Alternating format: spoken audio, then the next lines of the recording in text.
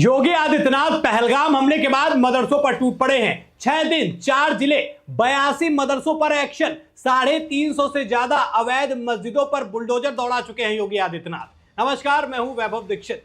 जम्मू कश्मीर के पहलगाम में जब से आतंकवादी हमला हुआ उसके बाद से योगी आदित्यनाथ का गुस्सा फूटता हुआ नजर आ रहा है। पहले तो अपने भाषणों से पाकिस्तान की हालत खराब की, लेकिन अब अवैध घुसपैठियों पर योगी आदित्यनाथ के एक्शन ने बवाल काट दिया है। उसकी चर्चा पूरे उत्तर प्रदेश में है, पूरे देश में है। दरअसल पिछले 6 दिनों में योगी आदित्यनाथ ने 82 मदरसों को बंद किया है। 350 से ज्यादा अवैध मदरसे और मस्जिदों पर एक्शन लिया गया है। वो कौन से 4 जिले वो भी आपको बताऊंगा, लेकिन वो 4 जिले जुड़े हुए हैं बॉर्डर से, जहां से सबसे ज्यादा ये शंका है कि वहां से सीमावर्ती देश के कई लोग जो है वो उत्तर प्रदेश के जरिए पूरे देश में फैल रहे हैं। सबसे पहले देखिए योगी आदित्यनाथ का ये एक्शन। 6 दिन दोस्तों, 6 दिन 4 जिले 82 मदरसों को बंद कर दिया। 350 अवैध कब्जों पर बाबा का बुलडोजर जो है वो काम कर रहा है। पुलिस प्रशासन एक्टिव है, डीएम एसडीएम सब जमीनी स्तर पर काम करने में जुटे हुए हैं। कौन से 4 जिले हैं सबसे पहले नजर डालिए। बहराइच,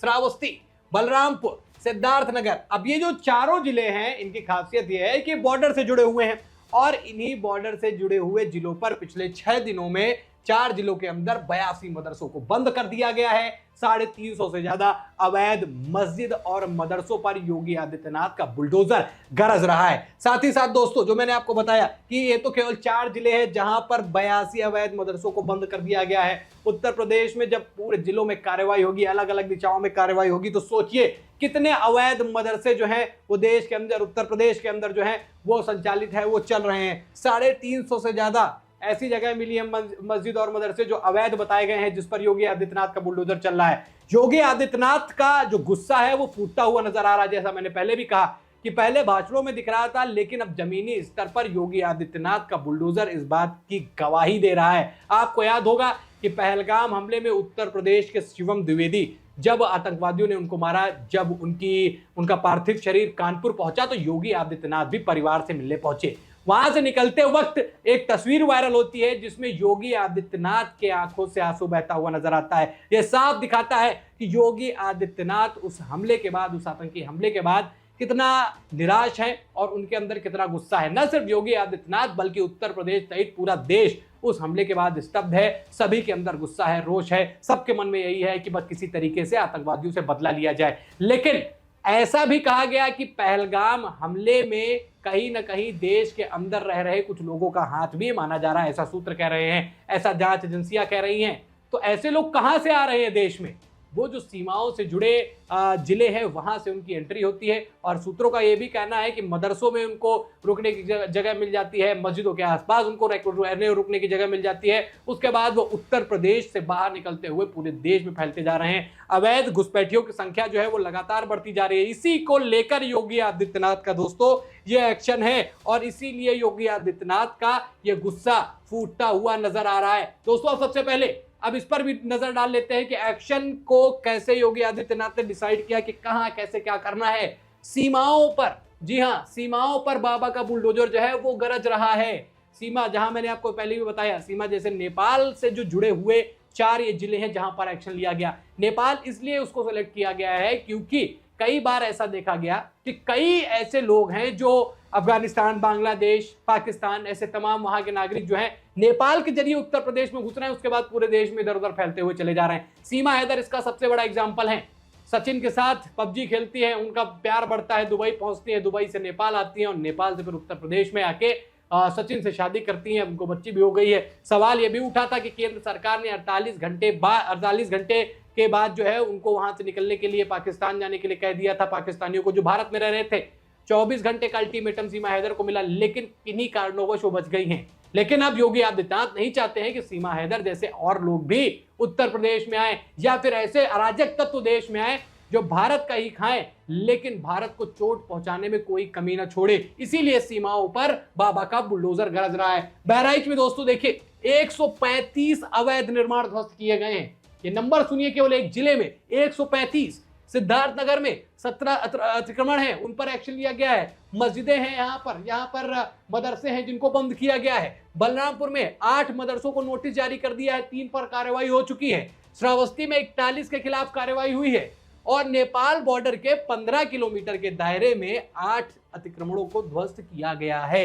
ये सबसे बड़ी चीज इस पर नोटिस करिएगा कि नेपाल बॉर्डर से जुड़े हुए जो जिले हैं उन पर जो है वो एक्शन लिया जा रहा है और ये एक्शन लेना बेहद लाजमी भी है। जिस तरीके की स्थितियां भारत के अंदर बन रही हैं, अवैध घुसपैठियों की संख्या बढ़ रही है, उस पर इस तरीके का एक्शन लेना बेहद जरूरी था। योगी आदित्यनाथ अभी तक तो उनके भाषणों में केवल वो चीज देखने को मिल रही थी, लेकिन जमीनी स्तर पर अब योगी बाबा पूरी तरीके से एक्टिव नजर आ रहे हैं। अवैध घुसपैठियों पर योगी आदित्यनाथ का जो ये एक्शन है, उनको जहां पर जगह न मिलने पाए उसके लिए एक्शन लिया जा रहा है। दोस्तों, माना यह भी जा रहा है कि योगी आदित्यनाथ का ये एक्शन बहुत जल्द देश के तमाम राज्यों में भी हमको देखने को मिलेगा। वैसे भी योगी आदित्यनाथ के एक्शन कॉपी किए जाते हैं, लोग पसंद करते हैं। भाजपा शासित राज्यों में इसका इस्तेमाल किया गया, बुलडोजर उसका सबसे बड़ा उदाहरण है। तो यह माना जा रहा है कि तमाम राज्य जहां भाजपा की सरकार है वहां पर इन सारी चीजों का एक माहौल देखने को मिल सकता है, वहां पर यह एक्शन देखने को मिल सकता है। आप नोटिस करेंगे कि न सिर्फ उत्तर प्रदेश में योगी आदित्यनाथ बल्कि केंद्र सरकार भी इस चीज के लिए एक्टिव है। पश्चिम बंगाल में